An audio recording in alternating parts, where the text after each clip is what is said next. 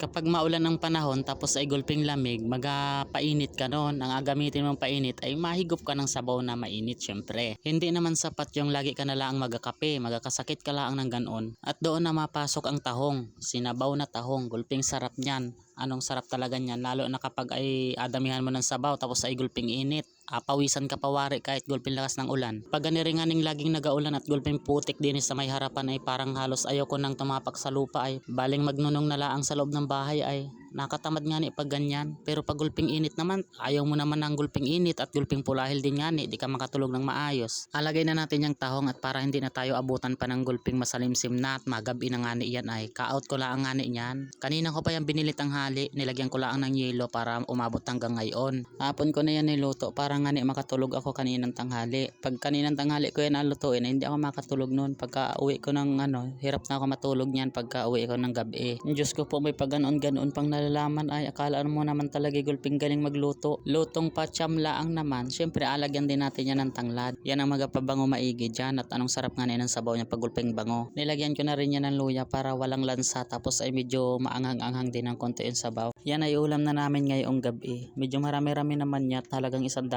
yan. Nadaanan ko lang nga niyat. Naisip ko nga ni habang nag-duty ako sa trabaho, naisip ko anong sarap wari ng sabaw ng tahong. Paano may nakita akong dumaan na may bitbit na tahong. Kaya na may ginaya ko na lang. Pahirapan po sarili mo mag-isip Siyempre, gaya ng dati, yung sabaw natin dyan ay mainit na din para hindi na kita maghahintay pa ng gulping tagal. Pinakulo ko na yun maigi para pagkasalang na lang ay makulo na agad, hindi na hintayin pa. Pag ring laging nagaulan nga ni gulping hirap magpatuyo ng mga damit. Tingniot din kala ang makakita ng mga sinampay na nakasilong. Imbis na ibilad. Paano nga ni nagaulan-ulan? Hanggang ngayon nga ni nag-asik-asik pa rin ay. Binuksan ko na nga nit kanina pa yan nagakulo. Ang dami nga ni nagasabi na hindi pa daw luto ay naahon ko na. Hindi ko lang po yun napakita. At gulping haba nga ni. Pag apakita ko yun isa-isa sa inyo, baka mainiplaan kayo. Panay nga ni ang higop ko ng sabaw dahil gulping sarap. Nakakita na baga kayo ng ganire. Kaway-kaway sa mga ganite. Yung habang nagaluto ay lagi nagahigop. Lagi nagatikim katakawan. Ganyan nga ni ako. Lagi kong natikman yung mga naluto ko. Lalo na kapag ganiring mga sinabawan. Gulping hilig ko humigop ng sabaw. Minsan ay abasuhin ko pa yan ay. Lagi na lang ako napapasok pag ganiring nga ni at katakawan nga ni